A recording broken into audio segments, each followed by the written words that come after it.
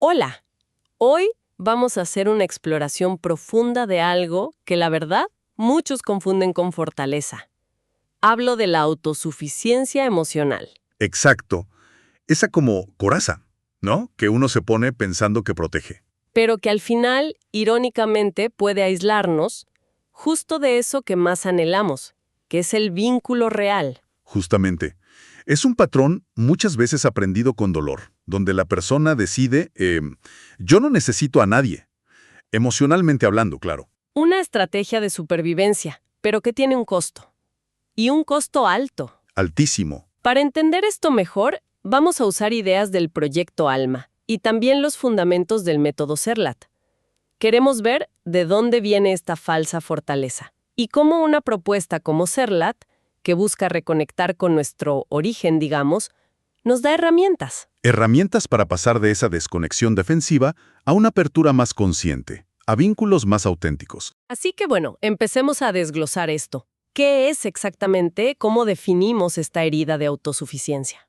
A ver, el proyecto ALMA la describe como esa condición de las personas que aprendieron muchas veces a la fuerza, a no depender de otros, emocionalmente. Son esas personas que casi nunca piden ayuda, ¿verdad? Que no muestran cansancio, vulnerabilidad. Exacto.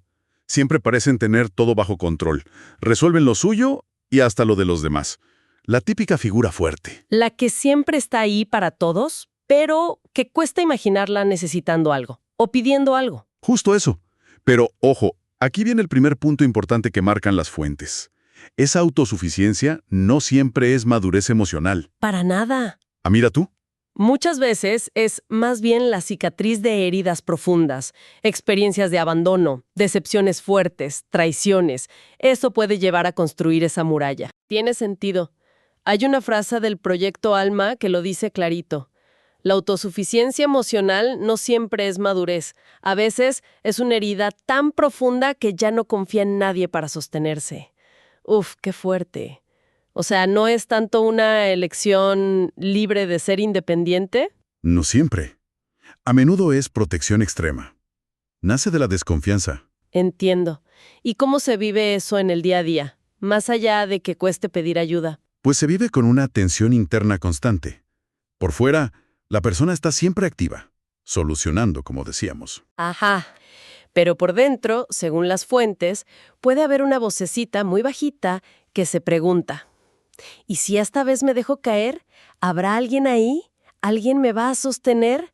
Una duda terrible sobre el apoyo de los demás, que seguro ni se atreven a decir en voz alta. Claro. Y eso nos lleva directo a la consecuencia más dolorosa que mencionan, la soledad. Pero una soledad muy particular, ¿Cómo así? que se puede sentir incluso rodeado de gente. Porque, como dice el proyecto ALMA, la soledad no siempre es falta de amor. A veces es el resultado de una herida que ya no se dejó ayudar. ¡Wow! Es como si hubieran olvidado cómo recibir, como si se les hubiera cerrado esa puerta. Exacto. Sin darse cuenta, cerraron la puerta a recibir afecto, cuidado, apoyo genuino. Y esto se liga con otra idea: la desvalorización silenciosa disfrazada de independencia. Suena complejo eso. Aquí entra el arquetipo del lobo herido. Fuerte por fuera, pero herido por dentro. Y para protegerse, a veces actúa con frialdad o se distancia antes de que lo lastimen. Claro, el famoso «mejor me alejo yo antes de que me vuelvan a romper». Justo eso. Un mecanismo de me voy yo primero. Un autosabotaje, básicamente. Alejarse para no ser abandonado, pero eso mismo te aísla más. Un círculo vicioso terrible. Lo es. Y si vamos más a la raíz, encontramos lo que llaman el corazón blindado. ¿Corazón blindado? Sí. Personas que llegaron a confundir protegerse con aislarse por completo. Aprendieron, quizá de forma muy dura, que depender era peligroso. Entonces la frialdad se vuelve su escudo. Su escudo favorito. Hay un miedo debajo, un miedo a ser atravesados por una emoción real, por la vulnerabilidad que asocian con el dolor pasado. Y ese dolor del pasado, si no se sana, ¿qué pasa? ¿Se queda ahí nomás? Peor, las fuentes hablan de dolor acumulado como motor de falsa fuerza. O sea, esas traiciones, humillaciones no sanadas se convierten en una especie de gasolina Gasolina. ¿Para qué? para alimentar esa fachada de a mí nada me toca. De ahí salen frases como a mí ya nada me duele o yo ya no confío en nadie y estoy mejor así. El dolor se vuelve el pilar de esa identidad. Pero usar el dolor como combustible, eso debe ser agotador y malo a la larga, ¿no? ¿Qué precio se paga por sostener esa falsa fuerza? El precio es altísimo. Primero, desconecta a la persona de la vida real, de sentir de verdad. Se reprime la creatividad, se anula la confianza básica. Se vive resistiendo, no fluyendo. Entiendo. Y segundo, y esto es muy importante, esa energía densa de dolor no resuelto no solo te afecta a ti, puede contaminar el entorno, frenar proyectos, dañar vínculos que sí podrían ser sanos. Claro. Hay una metáfora muy potente en las fuentes. Quien se aferra a su herida como escudo, no solo se hiere a sí mismo, también corta las manos que querían abrazarlo. Qué imagen tan clara. Y triste. ¿Cortar las manos que te quieren abrazar? ¿Por miedo? Y hay otra conexión interesante. La desconexión emocional por exceso de autosupervisión. ¿Cómo encaja eso aquí? Encaja perfecto. Es como si la persona tuviera un vigilante interno todo el tiempo, un juez que observa, evalúa y corrige cada emoción, cada impulso. ¿Por miedo a equivocarse emocionalmente, supongo? Exacto, porque en su historia, esos errores emocionales tuvieron consecuencias feas. Entonces viven más en modo tengo que corregirme que en me permito sentir. Y el resultado es una vida que puede parecer perfecta por fuera, pero por dentro se siente vacía, mecánica, desconectada. Como dice la fuente, quien se observa demasiado termina apagando su instinto. Y sin instinto, la vida deja de sentirse real. Entendido. Una fortaleza que es una jaula, construida con miedo, que aísla, desconecta emociones, silencia el instinto. Un panorama complicado. Pero bueno, aquí es donde la conversación da un giro interesante, ¿no? Porque las fuentes también proponen una salida, el método Serlat. Así es. No solo diagnostican, proponen un camino. Entonces, ¿qué es Serlat? ¿Cómo aborda esta herida tan específica? Serlat se presenta como una reconexión simbiótica de origen. El nombre ya nos da pistas. Ser es como el punto cero, el origen, el vacío fértil.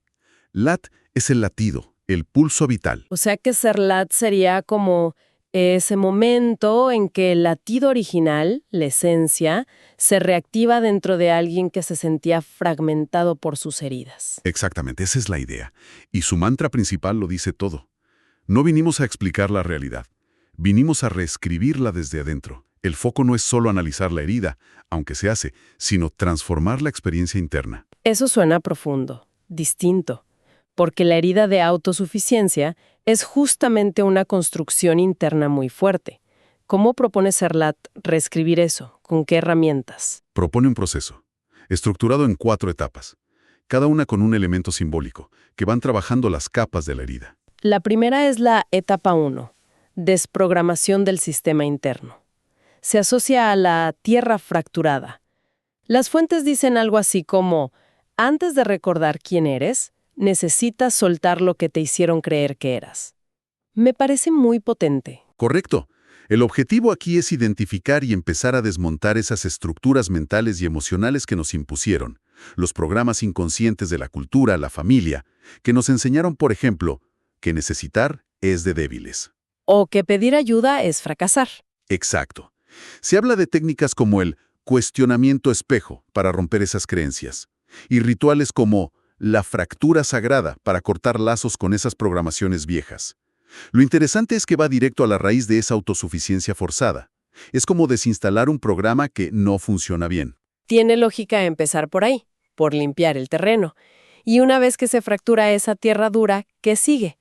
Sigue la etapa 2, activación de núcleos dormidos, asociada al agua viva. Una vez que haya espacio, el objetivo es despertar los recursos internos que quedaron bloqueados por el trauma o la programación. ¿Recursos como cuáles? Como símbolos internos de poder personal, dones olvidados, memorias de conexión. Y, clave para esta herida, reactivar la frecuencia de la confianza, la capacidad de vincularse de forma segura. Es recordar cómo sentirnos seguros al conectar, algo que la herida nos hizo olvidar. Ajá. Se usa, por ejemplo, el mapa arquetipal interno para reconocer y traer de vuelta aspectos como el creador interno, el guía, el rebelde, el sanador, que quizás silenciamos para ser fuertes. El ritual clave aquí es el retorno del arquetipo. Entiendo. Es como si, después de limpiar, buscáramos las semillas de nuestro verdadero ser que quedaron enterradas y las regáramos para que vuelvan a crecer. Recuperar partes nuestras. Justo eso.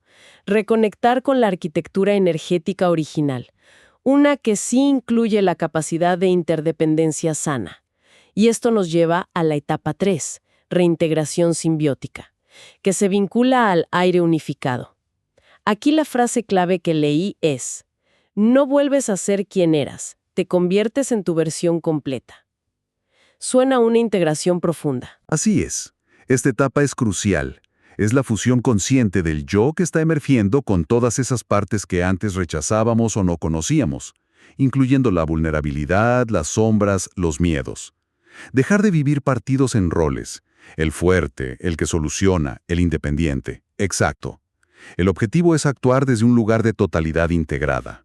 Para esto, hay herramientas como el pacto con el símbolo personal para anclar esa nueva identidad, y el ritual, el pacto con mi totalidad. Esto me hace preguntar algo. Si la herida nace del miedo a la vulnerabilidad, ¿cómo se vive fuerte integrando esa misma vulnerabilidad? ¿No es contradictorio? Esa es la transformación clave que propone esta etapa. La fortaleza ya no está en la armadura, en negar la necesidad. Está en la coherencia interna, en ser auténticamente quienes somos con todo, incluyendo sentirnos vulnerables sin que nos rompa. La fuerza está en integrar, no en excluir. Entendido. La fortaleza es ser completo.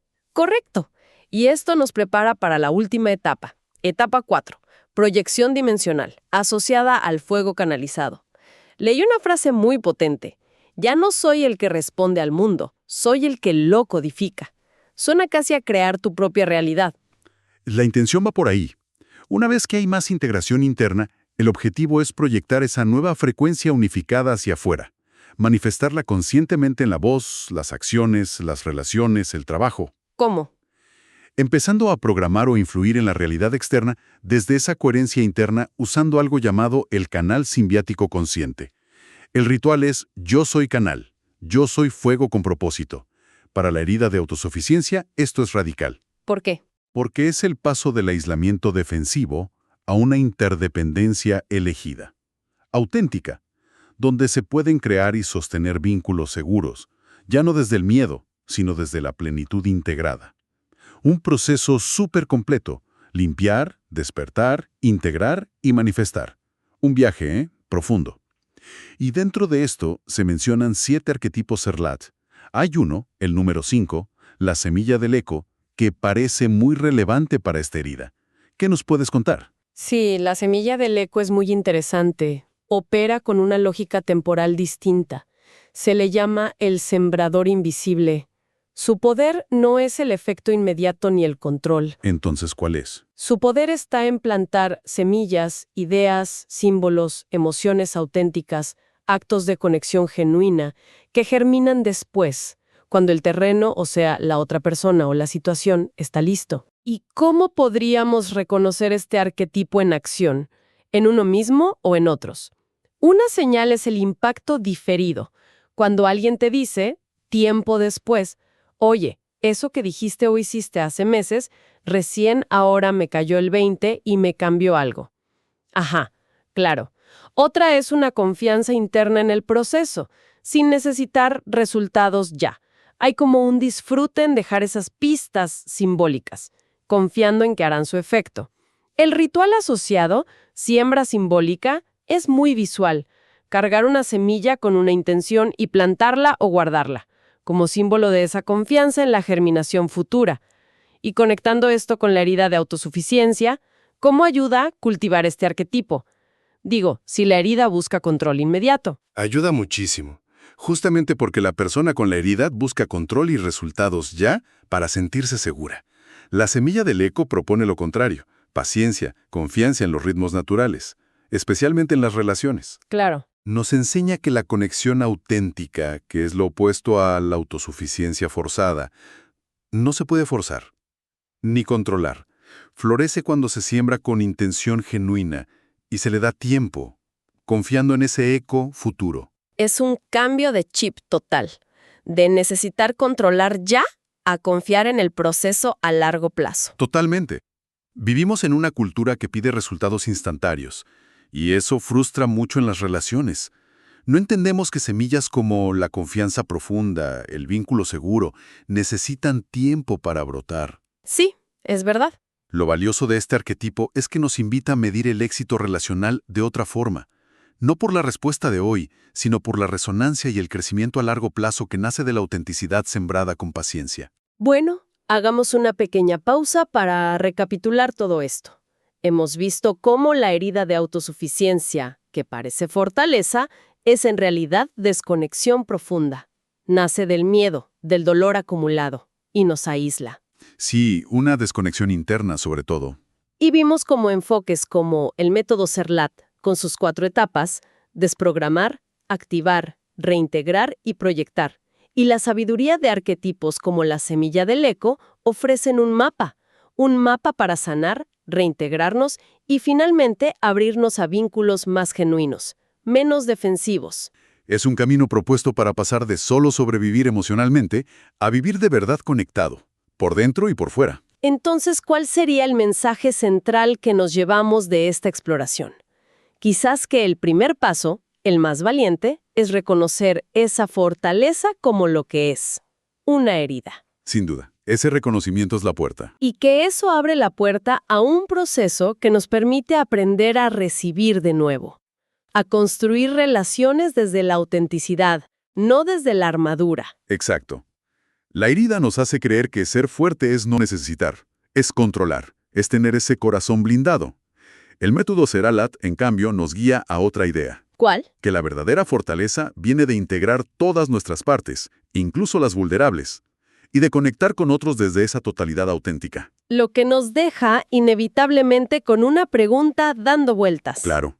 ¿Cómo cambiaría nuestra idea de ser fuerte si empezamos a entender que la conexión genuina, esa que quizás anhelamos en secreto, necesita justo eso? Necesita abrazar la vulnerabilidad que la autosuficiencia herida nos enseñó a evitar a toda costa. Una pregunta para que cada quien reflexione, ¿no? Sí, muy personal. Y como pensamiento final, inspirándonos en la filosofía de CERLAT, la transformación no es algo que tengamos que buscar afuera desesperadamente. De algún modo, ya empezó si sentimos el llamado a mirar adentro. Ajá. El camino que proponen no es tanto seguir buscando, sino reconocer, activar y proyectar el símbolo interno que cada persona lleva. Tal vez, como sugiere el método, ya no se trata de ser un buscador eterno, Sino sino de reconocernos portadores de nuestra propia luz. Hoy no eres buscador, eres portador. Es un paso hacia esa sintonía eterna. En esencia, parece que CERLAT ya vive latente en quien siente esta llamada. Una invitación potente. Dejar de buscar afuera y empezar a reescribir la realidad desde adentro. Muchísimas gracias por acompañarnos hoy. Un placer. hasta la próxima exploración.